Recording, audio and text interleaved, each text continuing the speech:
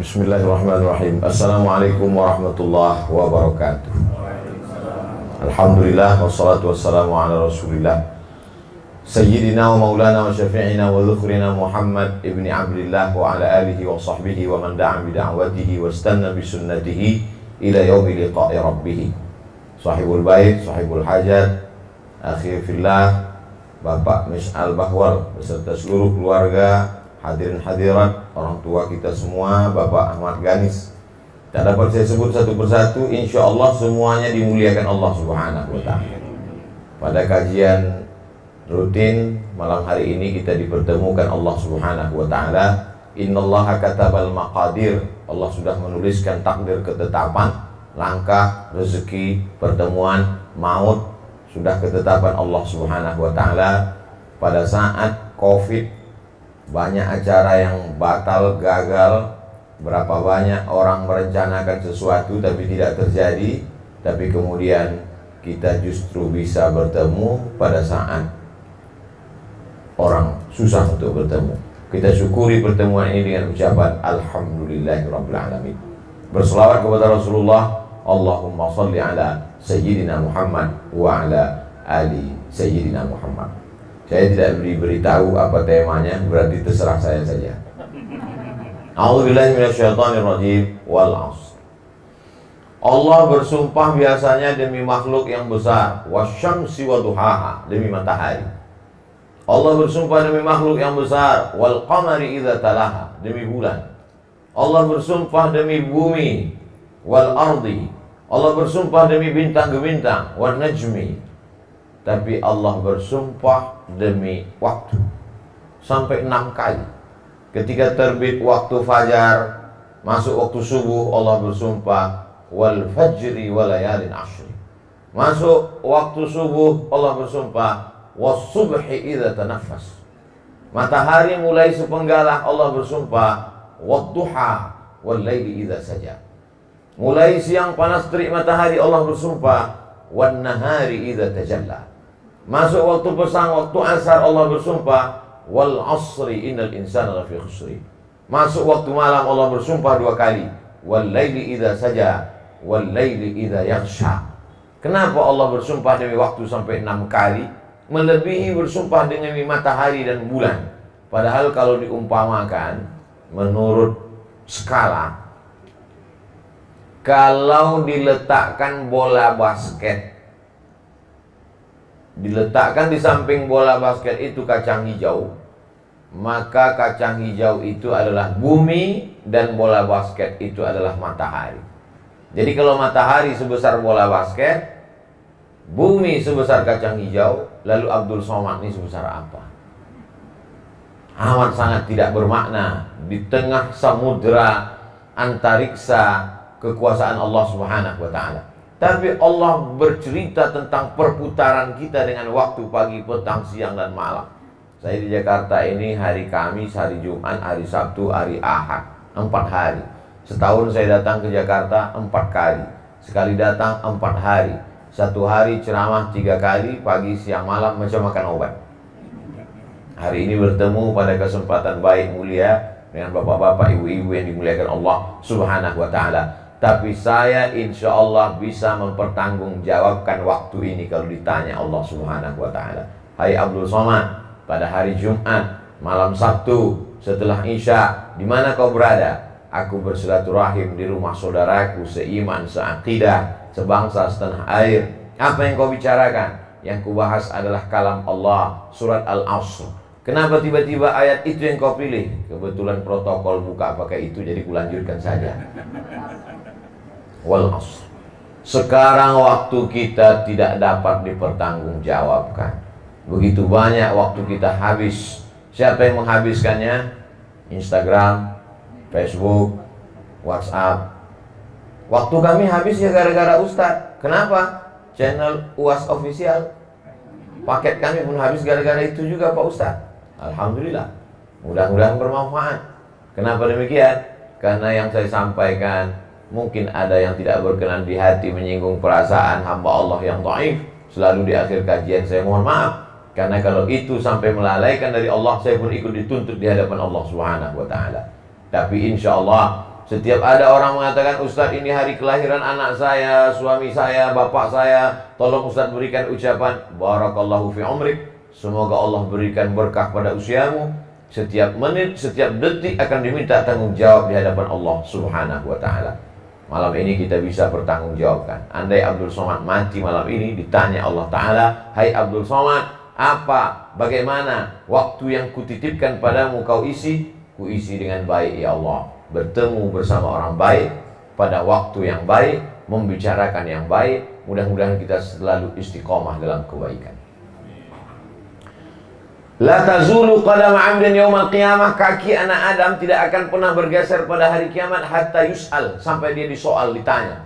Bercerita tentang pertanyaan bertemu dengan Allah nanti, pertanyaannya banyak sekali. La tus'alunna yauma idzin 'anin na'im. Semua nikmat yang diberikan Allah akan ditanya. Berapa kali kedipan mata, berapa detak jantung, berapa tetes darah dicuci buah pinggang, berapa hembusan napas dari paru-paru, semua akan disoal, ditanya Allah Subhanahu wa ta'ala.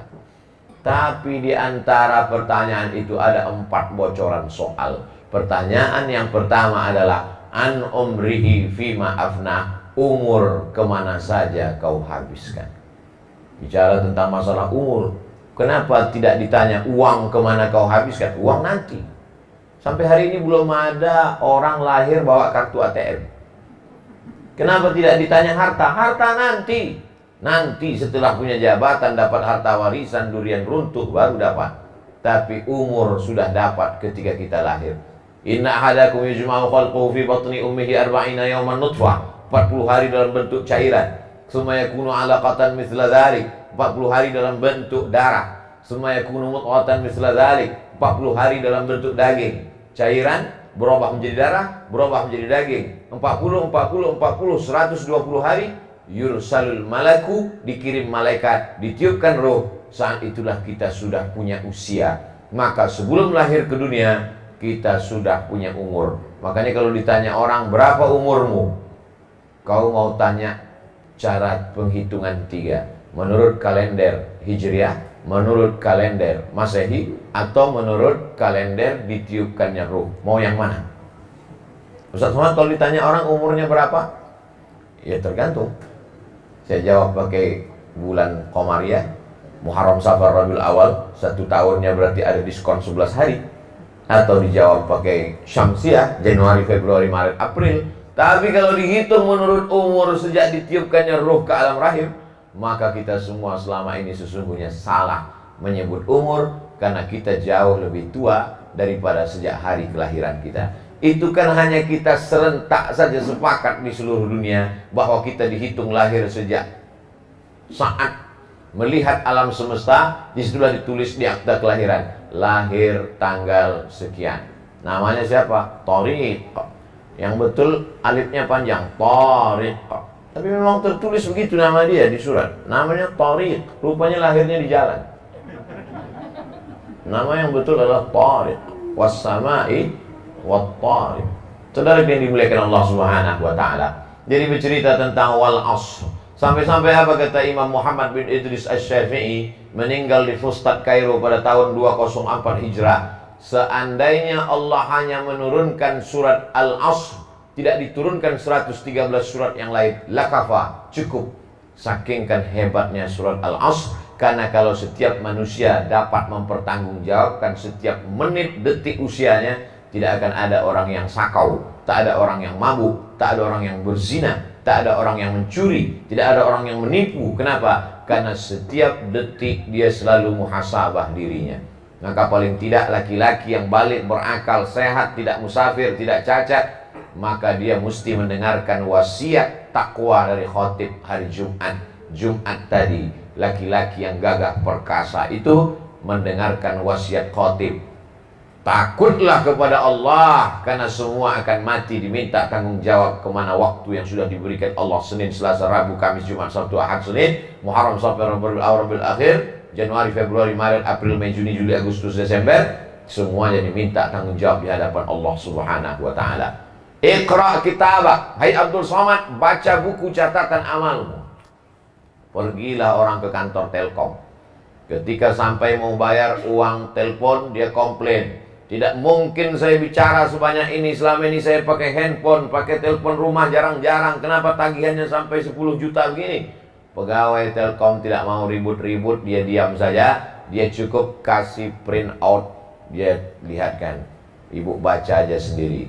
Ibu memang tidak pakai, suami ibu memang tidak, tapi anak ibu malam-malam jam 2 itu ada print.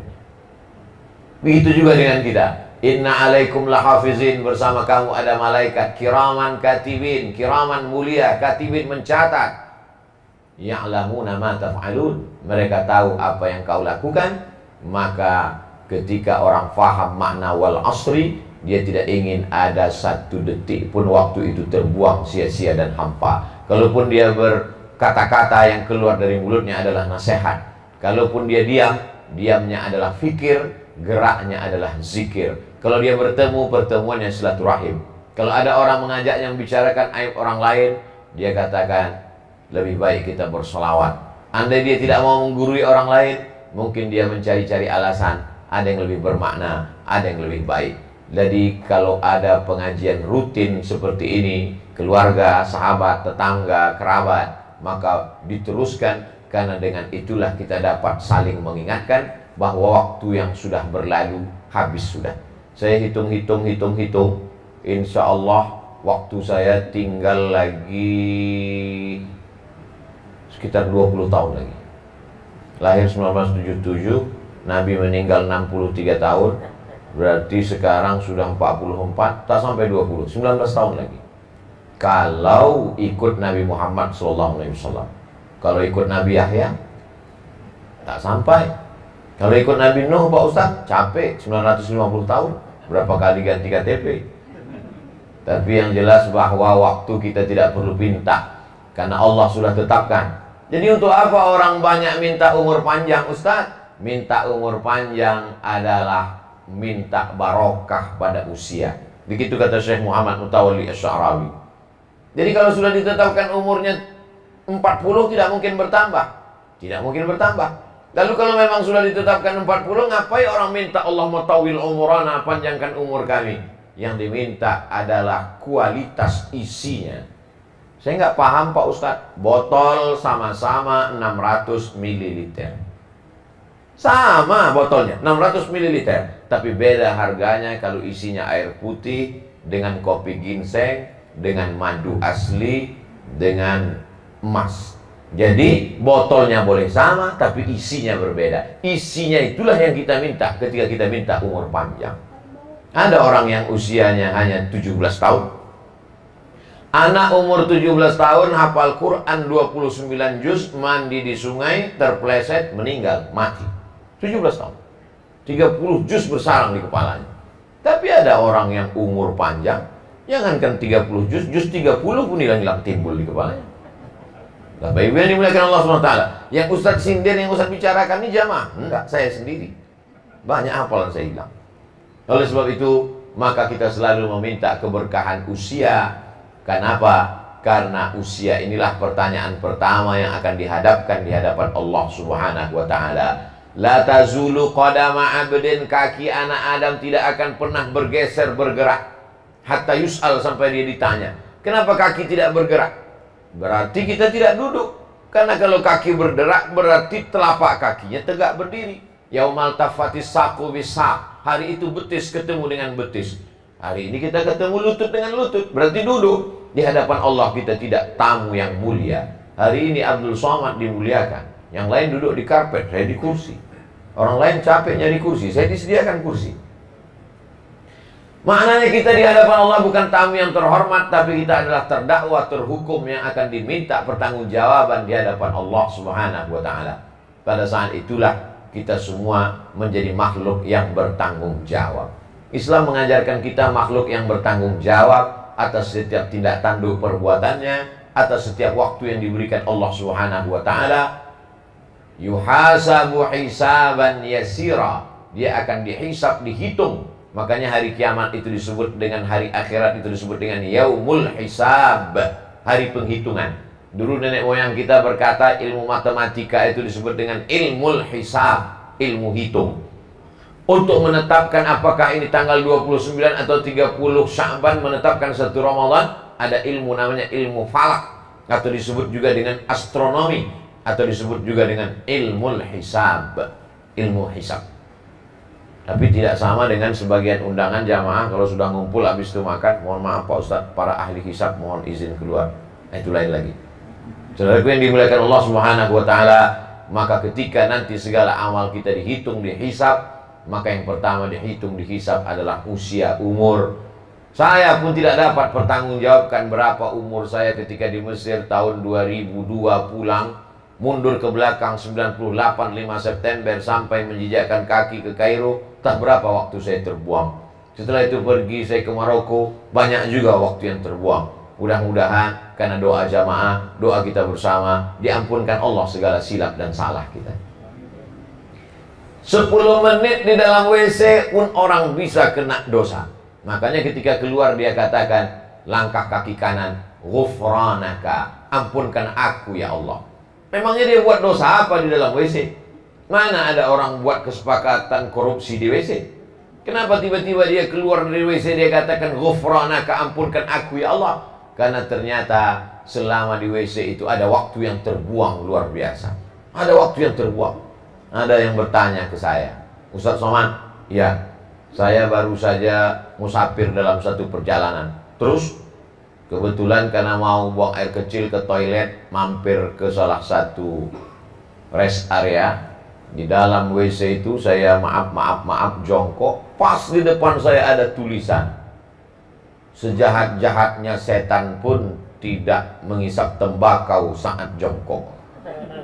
Apakah itu hadis Pak Ustaz? Tidak ada hadis, saya bilang. Kalau ada hadis cerita tentang tembakau, hadisnya palsu. Karena tembakau tidak sampai ke Nabi Muhammad SAW. Alhamdulillah Pak Ustaz kalau tidak hadis. Kalau gitu siapa yang buat? Nggak tahu.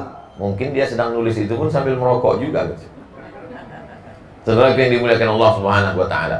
Kenapa orang keluar dari kamar mandi, toilet mengucapkan dari lidahnya, ampunkan aku ya Allah. Karena dia merasa banyak yang tidak bisa dipertanggungjawabkannya selama berada di dalam. Tapi hebatnya orang beriman, begitu mau masuk dia katakan nama Allah, maka selama di dalam itu pun bernilai ibadah. Dia katakan Allahumma inni a'udzubika minal khubusi wal khaba'is. Aku berlindung kepadamu dengan namamu ya Allah. Itulah hebatnya agama Islam. Setiap amal perbuatan kalau disebut nama Allah, maka dia berubah menjadi ibadah. Datang, bertamu, makan, minum, ngobrol, kongko-kongko, pulang, hilang, habaan mansura, seperti debu dihembus angin. Ambil tepung, letakkan ke telapak tangan, hembus, hilang, tak bermakna. Tapi begitu diisi dengan 3 Bismillah, Alhamdulillah, Allahumma salli ala Sayyidina Muhammad wa ala ali Muhammad. Di dalamnya tidak ada perbuatan maksiat dan dosa, di dalamnya tidak ada ghibah, namimah, adu domba, cerita aib orang, maka pertemuan kita ini bernilai ibadah, dapat kita jadikan bekal menghadap Allah Subhanahu wa taala. Bagaimana dengan masa lalu kami Pak Ustadz yang banyak hilang, tak dapat kami pertanggungjawabkan? Ma min muslimin rizni buzamban. Kalau ada orang yang buat silap salah berdosa, summa yatatahhar, mandi taubat. Cara mandi taubat Pak Ustadz seperti mandi wajib. Mandinya di mana Pak Ustadz? Tuh kolam renang. Basah dari ujung rambut ke ujung kaki. Mana yang dulu basah Pak Ustadz? Tidak diatur. Mau kepala dulu, mau kaki dulu. Kalau salto kepala dulu. Tidak diatur. Yang penting bersih semuanya. Bagaimana kalau dia tidak bisa mandi Pak Ustadz? Wudu. Tidak bisa wudu, tayamum. Tayamum tidak bisa juga, ditayamumkan. Seperti orang kena penyakit COVID, lalu kemudian meninggal dunia. Takut kalau dia dimandikan menyebar wabah, maka dia ditayamumkan. Tapi kalau terkena kulit tetap juga menular Pak Ustadz. Yang mentayamumkan itu pakai baju astronot. Saya ketemu tadi beberapa astronot di depan. Mandikan, tayamumkan. Tapi ribet kalau pakai debu Pak Ustadz. Pakai mazhab Maliki. Mazhab Maliki bisa bertayamum hanya dengan batu saja, tidak ada debunya. Yang pakai debu mazhab Syafi'i. Mazhab Maliki cukup dengan batu. Saya pertama kali sampai ke Maroko, melihat di masjid-masjid di bawah tiang itu banyak sekali batu-batu bulat. Dan orang Maroko ketika musim dingin dia tidak berwudu. Masuk dia ke masjid, dia usap batu itu. Baru saya paham, itu ternyata guna batu itu. bertayamum. Maka jamaah yang sulit membawa debu di ruang ICU di rumah sakit, saya sarankan keluarganya, kau bawa aja batu gilingan dari rumah. Tapi kalau bekas cabai kau cuci dulu bersih-bersih. Karena kalau mau bawa debu ribet, sulit, payah. Jangan sampai orang yang dalam keadaan susah, sulit, sempit dunia ini, lalu kita persulit, padahal ada banyak pendapat ulama, maka dia bisa bertayamum dengan cara yang mudah. Lalu kemudian daripada dia tidak sholat sama sekali, selama sehat dia tidak pernah ingat Allah. Saat dia masuk ke rumah sakit, ruang ICU, sayup-sayup suara azan terdengar dari celah-celah jendela. Hayya 'alas shalah. Meleleh air matanya ingin sholat. Maka datang anaknya, istrinya membawakan batu, tayamum bang. Jangan sedih, nggak lama lagi, 3 hari lagi selesai ini. Maka itulah mungkin saat-saat terakhir dia, saat-saat dia ingin merasakan nikmat Allah Subhanahu wa ta'ala. Maka siapa yang tidak pernah buat dosa, boleh jadi orang yang di awal hidupnya banyak buat amal kebaikan, tertutup dengan su'ul khatimah karena dia takabur, angkuh, sombong. Tapi berapa banyak orang yang awal hidupnya bergelimang dosa, kemudian datang takutnya kepada Allah, di akhir-akhir usianya dia mendapatkan husnul khatimah. Al-umuru bi khawatimiha, segala perjalanan hidup ini dinilai dari akhirnya. Yang sudah beramal soleh, yang sudah istiqamah, jangan angkuh, jangan sombong. Yang masih dalam gelimang dosa, merasa dirinya bersalah, lebih baik menjadi pelaku dosa yang merasa diri bersalah daripada pelaku amal soleh merasa diri paling baik dan orang lain semuanya penghuni neraka. Masalah orang yang sudah taubat adalah dia melihat dirinya di surga, yang lain masuk neraka. Paling mengerikan sekali, yang dianggapnya masuk surga itu cuma 4. Dia, bininya, menantunya, sama mertuanya. Lain daripada itu masuk neraka semuanya. Padahal kita tidak tahu, kita hanya berharap rahmat Allah Subhanahu wa ta'ala. Yang pertama kita bahas wal asr. Innal insana lafi khusr. Inna, sesungguhnya. Insan diambil dari kata uns. Uns artinya jinak. Kenapa manusia ini disebut insan? Karena dia jinak, lawan dari liar. Kambing, sapi, kerbau, liar. Maka kalau ada manusia yang liar, jangan panggil dia insan. Lalu jangan pula panggil binatang, marah dia. Maka dia bukan manusia. Karena sifat manusia adalah uns, jinak, lembut. Insan diambil dari kata nasya. Nasya artinya lupa. Kenapa setiap kali mau sholat imam tetap mengingatkan, sawus sufuf, luruskan shaf. Kepada jamaah yang berada di ujung, tolong lengkapi dulu, jangan langsung shaf kedua. Padahal kemarin baru saja diucapkan luruskan shaf. Subuh tadi diluruskan shaf, zuhur diulang lagi. Zuhur disuruh luruskan shaf, asar diulang lagi. Selama pengalaman saya sholat di beberapa masjid, belum pernah saya dengar imam itu mengatakan, jamaah sekalian, aku tidak suruh luruskan shaf karena aku yakin kalian sudah tahu semua. Dia tetap mengatakan luruskan shaf. Kalau dulu luruskan shaf dan rapat. Sekarang karena Covid, luruskan aja, nggak usah rapat karena takut tertular. Tapi bahwa tetap ada diulang-ulang. Kenapa? Insan, karena memang sifat manusia ini lupa, silap, keliru, salah. Jadi kalau ada Ustadz Somad nanti tiba-tiba ceramah, saya tidak pernah lupa, saya tidak pernah silap, saya tidak pernah salah, maka sesungguhnya saat itu dia baru saja silap, lupa, dan salah. Karena setelah ceramah baru jamaah ngasih tahu, Ustadz tadi lupa. Lupa apa? Lupa mengucapkan salam. Saking kan groginya. Ustadz tadi lupa. Lupa apa? Lupa baca doa apa Ustadz? Saking kan. Makanya berapa banyak orang hafal doa Allahumma barik lana fima razaqtana wa qina azabannar, tapi makan nggak baca doa. Berapa banyak orang yang tahu hafal doa Allahumma inni a'udzubika minal khubuthi wal khaba'ith, masuk WC nggak ingat entah kaki kanan entah kaki kiri, tak baca doa atau tidak. Dan ketika diingatkan, kau udah baca doa? Jangan tanya-tanya, dari kecil aku udah hafal doanya. Dia hanya membenarkan dirinya, bukan mencari kebenaran. Siapa dia? Insan. Innal insana lafi. Hebatnya bahasa Arab, la panjang dengan la pendek beda. La tidak. Lafi sungguh. La in syakartum la azidannakum. Kalau kau mau bersyukur, sungguh akan aku tambah. Wala in kafartum inna azabi lasyadid. Kalau kau kafir, kufur, maka azabku amat sangat. Jadi lam yang pendek itu maknanya penekanan makna. Yasin, innaka laminal, pendek. Makanya orang banyak baca Quran salah panjang pendeknya, salah makna, merubah makna Quran. Yasin, innaka laminal mursalin, sesungguhnya engkau tidak termasuk rasul. Tapi kalau dia baca innaka laminal mursalin, sesungguhnya engkau wahai Muhammad sallallahu alaihi wasallam laminal mursalin, adalah sungguh salah satu dari rasul utusan Allah subhanahu wa ta'ala. Makanya ada ungkapan hadis, rubbatalil Quran wal Quranu yang anu, berapa banyak orang baca Quran dilaknat Quran karena tidak tepat panjang pendeknya. Alhamdulillah Pak Ustaz, saya tidak pernah salah. Kenapa? Memang gak pernah baca Quran. Kita tetap baca Quran. Bahwa kita silap dan salah dalam proses belajar dimaafkan. Jangan pernah berhenti belajar tajwid, tahsin, idgham, ikhfa, ghunnah, qalqalah, bila ghunnah. Maka kapan dia panjang pendek, mat tabi'i, mat asli. Nah ini semua kalau kita segan malu, panggil Ustadz 4 mata. Ustadz, saya mau belajar 4 mata. Kalau bisa anak istri saya jangan tahu, hilang marwah harkat martabat saya. Iya. Ketika pulang, istrinya senyum-senyum. Kenapa? Lupa matikan CCTV. Sudah ada rekamannya. Saudara yang dimuliakan Allah subhanahu wa ta'ala, innal insana lafi, 2 kali penekanan. Inna, sesungguhnya. Lafi, sungguh, 2 kali sungguh. Khusrin, rugi. Semua manusia yang hidup ini rugi. Yang ganteng rugi, yang jelek rugi 2 kali. Yang kaya rugi, yang miskin rugi 2 kali.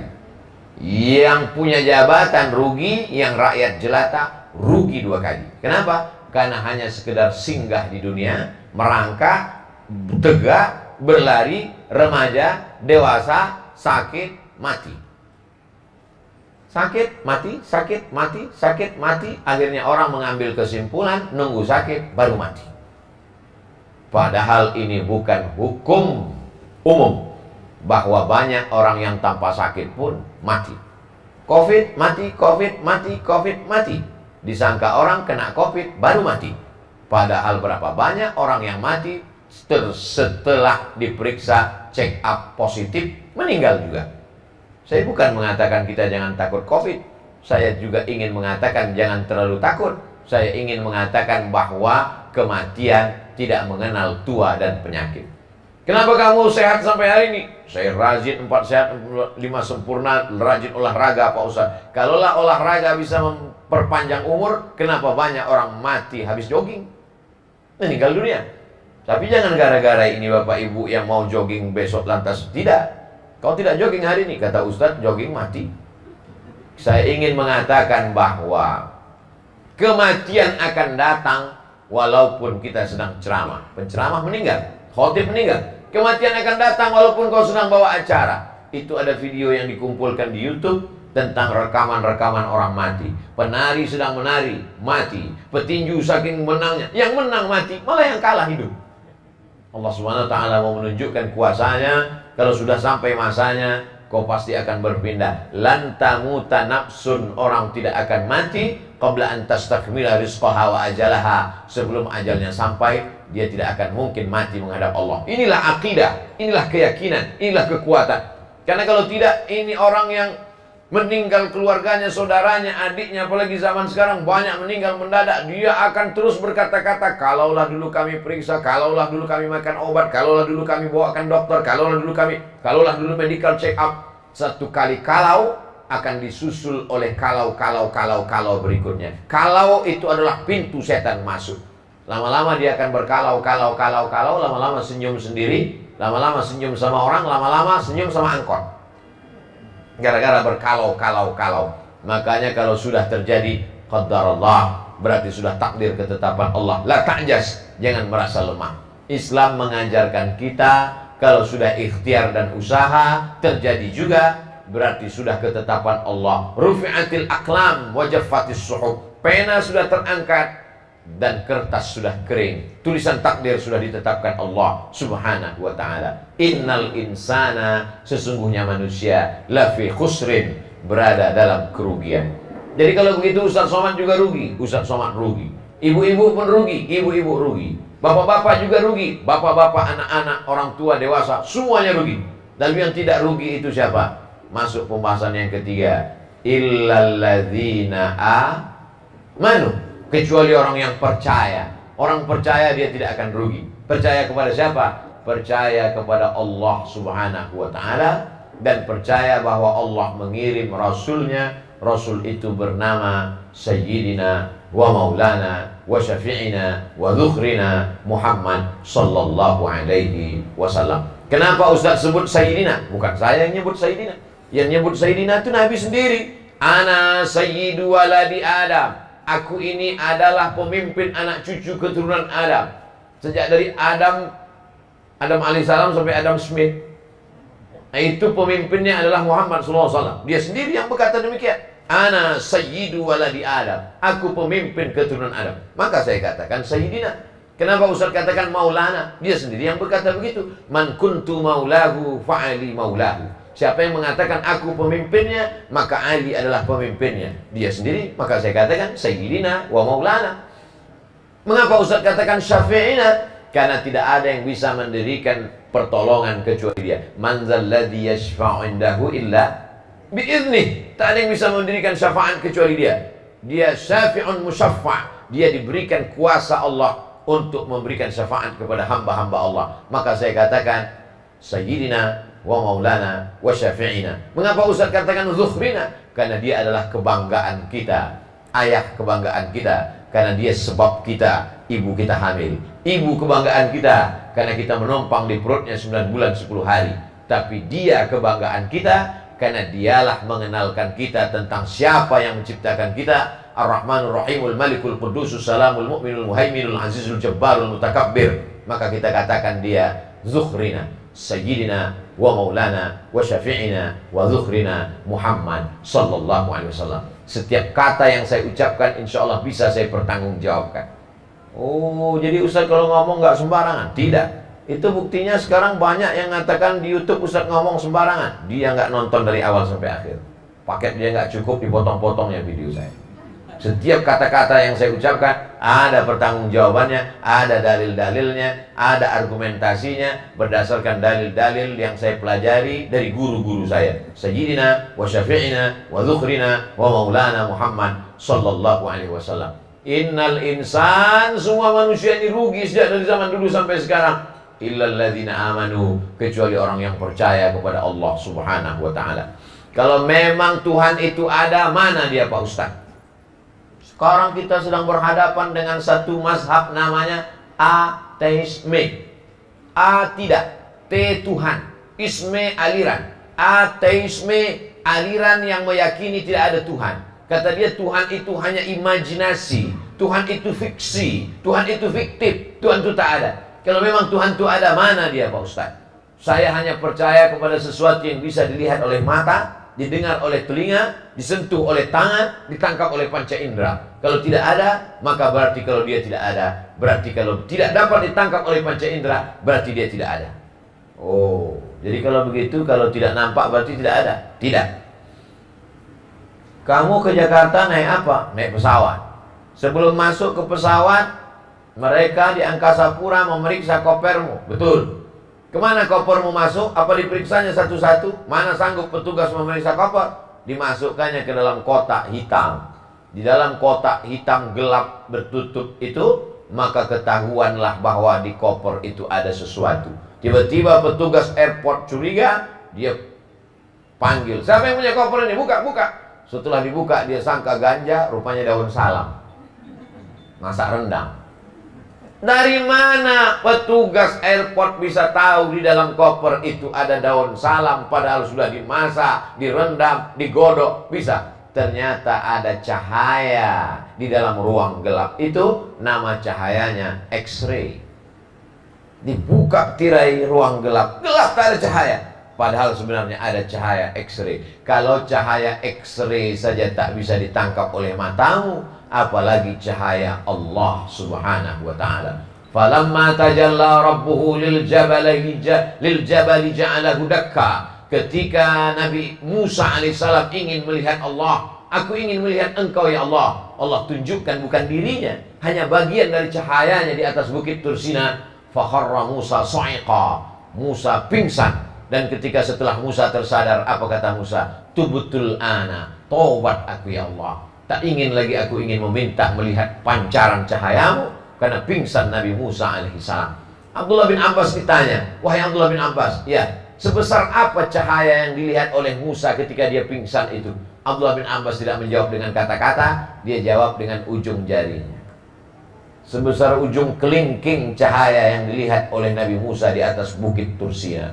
Naik saya ke atas bukit Tursina jam 2 malam sampai menjelang azan subuh, nampak batu-batu kecil bertebaran, ada musola kecil di atas. Saya tanya imam masjid, bagaimana Nabi Musa alaihissalam? Ketika Nabi Musa melihat cahaya itu, hancur berkeping batu-batu ini, maka sampai hari ini ditunjukkan Allah kuasanya. 3 umat berada di atas menantikan terbitnya matahari. Orang Yahudi membaca Talmud, Zabur, Taurat sambil menunduk. Orang Nasrani berada di atas, ada gerejanya. Dan orang Islam pula ada musola surau kecil di atas. Semua orang Islam yang naik ke atas masuk ke dalam musola. Apa mau sholat subuh? Kedinginan, minta ampun angin kencang. Saudara yang dimuliakan Allah Subhanahu wa taala, jangankan mau melihat pancaran cahaya Allah, melihat cahaya X-ray pun matamu tak bisa menangkap. Kalau tidak bisa dilihat oleh mata, saya tidak percaya Pak Ustaz. Oh, jadi kalau tidak bisa dilihat matamu, kau tidak percaya? Tidak. Pernahkah engkau melihat wajahmu? Pernah. Karena ada cermin. Bagaimana kalau cermin tak ada? Wajahmu pun tak bisa kau lihat. Kalau begitu wajahmu tak ada karena tak bisa kau lihat. Bagaimana ceritanya awal manusia bisa melihat wajahnya? Ketika seorang manusia letih lelah dalam perjalanan panjang, berhenti dia bernaung di bawah kayu yang rindang. Di bawah pohon kayu itu ada air tergenang. Kira-kira seperti air inilah. Kayu rindang, ada air tergenang. Dia lihat ke air itu, dia lihat nampak wajahnya. Itulah cikal bakal cermin awal mula manusia melihat wajah. Kalau melihat wajahmu saja kau tak bisa, bagaimana kau mau melihat wajah Allah Subhanahu wa ta'ala? Jadi kalau ada nanti orang menantang-nantang, kalau tidak bisa lihat mata, maka saya tidak percaya Tuhan itu ada.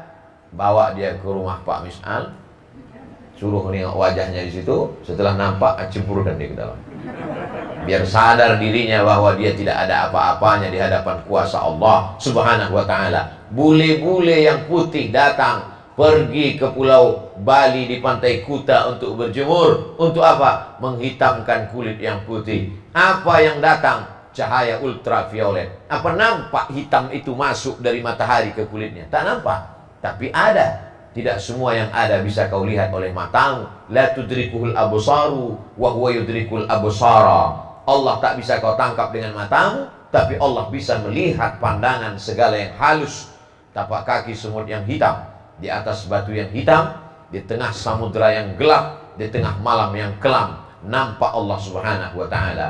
Allah bisa dirasakan dengan rasa orang yang takut kepada Allah Subhanahu wa ta'ala. Nun, kau yang jauh di sana, padahal orangnya amat sangat dekat. Kenapa mulut berkata jauh? Karena rasa di dalam. Kata-kata terlalu miskin untuk bercerita tentang rasa yang ada di dalam hati manusia. Innal insana lafi khusr. Sesungguhnya manusia itu dalam kerugian. Illal ladzina amanu, setelah beriman, wa amilus shalihat.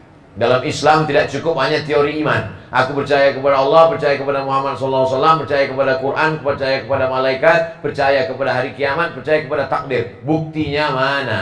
Maka mesti ditunjukkan dalam bentuk amal nyata konkret yang bernama amal soleh.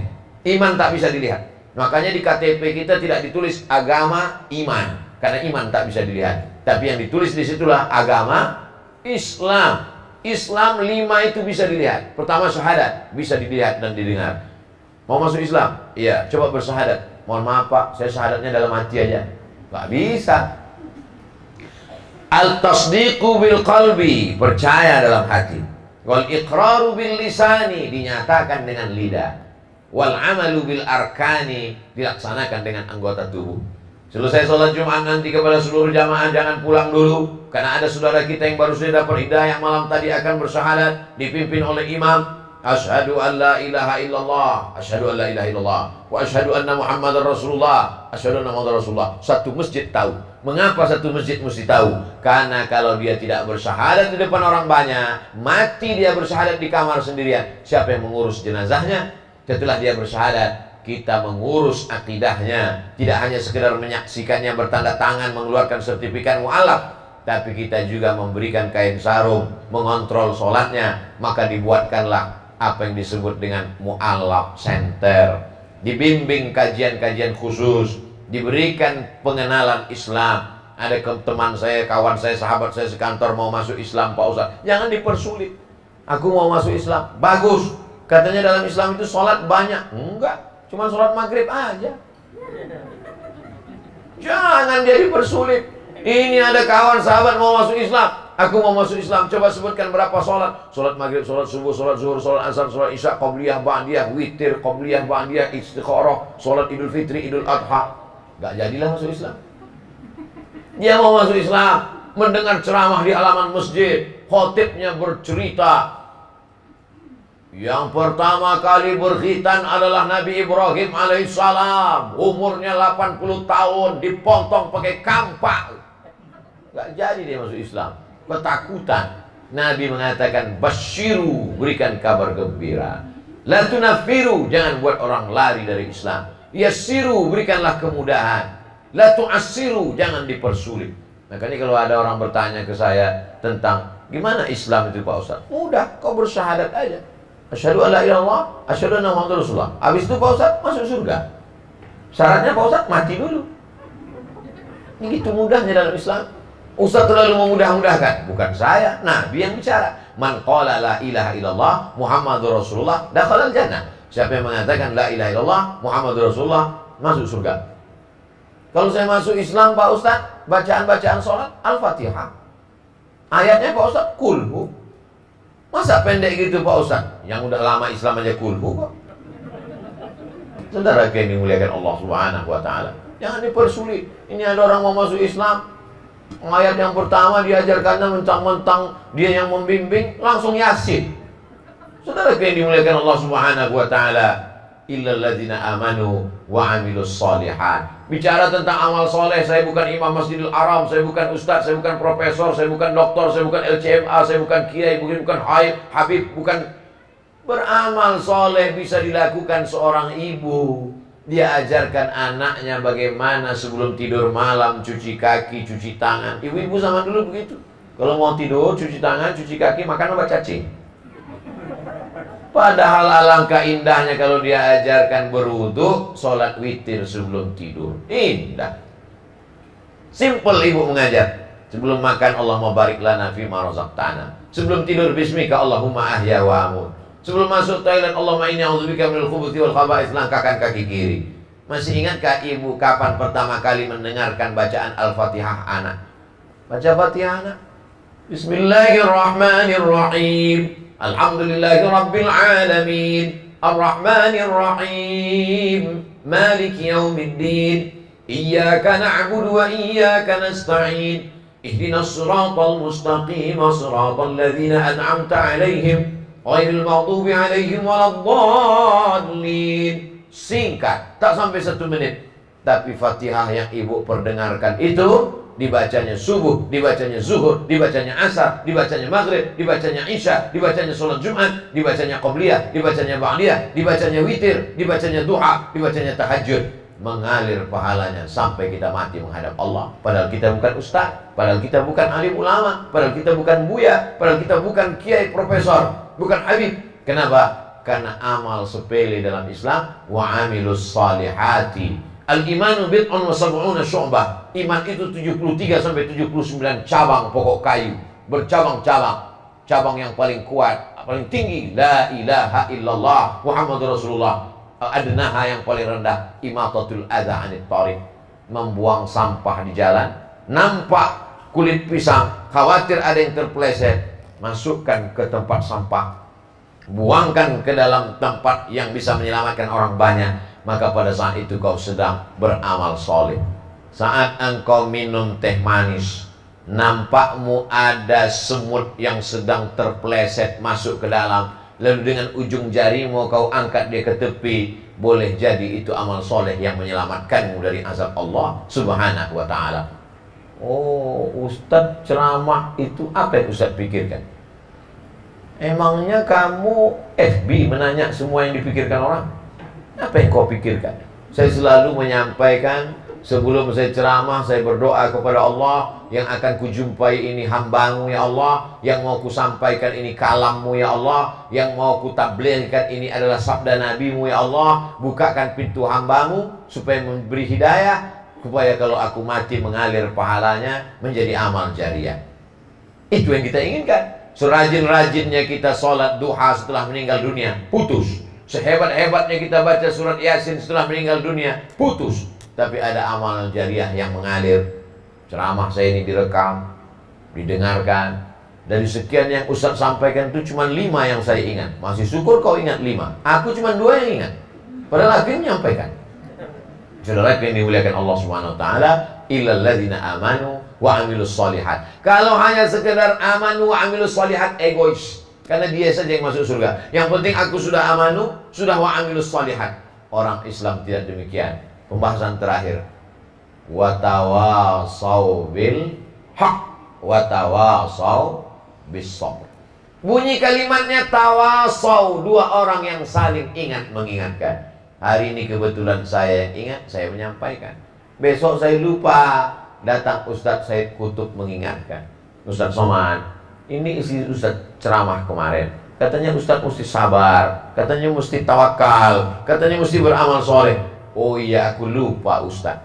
Kurang hebat apalagi Umar bin Khattab, hafal Quran, penulis Quran, khalifah. Tapi ketika Nabi Muhammad SAW meninggal dunia, ternyata cinta membuat orang buta, tuli, peka dan bisu. Hilang ayat-ayat Al-Quran itu dari dalam hatinya. Dia cabut pedangnya. Siapa yang mengatakan Muhammad mati akan kupancung kepalanya. Lupa dia pada ayat-ayat, lupa dia pada hadis-hadis.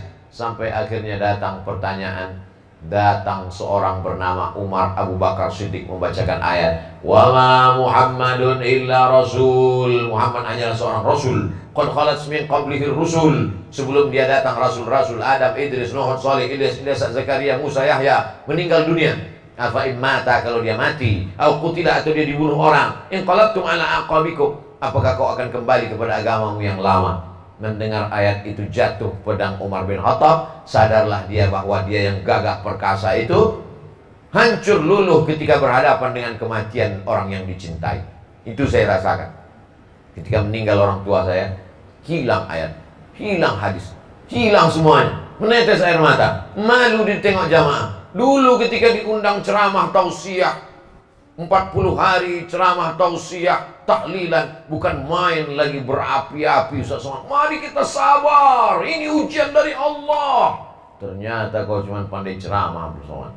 Begitu orang tuamu meninggal, nangismu lebih kuat lagi dari menangis kami. Ternyata kita bisa diingatkan oleh orang lain. Maka termasuklah malam ini dalam rangka watawasau bil haqq, watawasau bis sabr. Orang yang angkuh, orang yang sombong, dia sendiri saja. Yang penting saya sholat, yang penting saya puasa sunat, yang penting saya zikir, yang penting saya tidak makan riba. Masalah orang lain bukan urusan saya. Bukan orang Islam. Karena Islam mengajarkan watawasau bil haq, watawasau bis sabr. Yang penting bukan saya yang buat dosa Pak Ustaz. Masalah tetangga saya minum khamar, mabuk, sakau, itu bukan urusan saya. Memang bukan urusanmu. Tapi kalau gempa bumi datang, rumah kau ikut juga. Memang bukan urusanmu. Tapi kalau tsunami datang, dia tidak pilih-pilih mana rumah orang yang mabuk, mana rumah orang yang berzikir, disapu ratanya semua. Maka dalam Islam ada yang dikenal dengan amar ma'ruf nahi munkar. Ini menjadi bekal kita menghadap Allah Subhanahu wa ta'ala. Lebih kurang 60 menit, kurang-kurang sedikit lah. Itulah yang dapat saya sampaikan pada malam hari ini. Sehingga nanti kalau kita sholat membaca ayat ghairil maghdubi alaihim waladdallin, amin. Bismillahirrahmanirrahim. Wal 'ashr innal insana lafi khusr illa alladhina amanu wa 'amilus shalihat wa tawashaw bil haqqi wa tawashaw bis sabr. Insyaallah Bapak Ibu ingat kandungan maknanya. Dan ingat pula kepada Ustaz Abdul Somad, di akhir sholat doakan Abdul Somad supaya mati husnul khatimah. Jangan sekarang, masih ada jadwal beberapa hari lagi. Saudara yang dimuliakan Allah SWT, itulah yang dapat saya sampaikan pada kesempatan hari baik bulan mulia ini. Selanjutnya saya kembalikan kepada moderator. Mungkin ada hal yang ingin ditanyakan, kita akan tanya jawab. Saya akan jawab. Yang tidak terjawab saya bawa pulang ke Pekanbaru. Nanti saya jawab, saya buatkan videonya, di-upload di channel Ustadz Abdul Somad Official. Jangan lupa tonton, subscribe, like, and share, dan komen. Terima kasih. Assalamualaikum warahmatullahi wabarakatuh.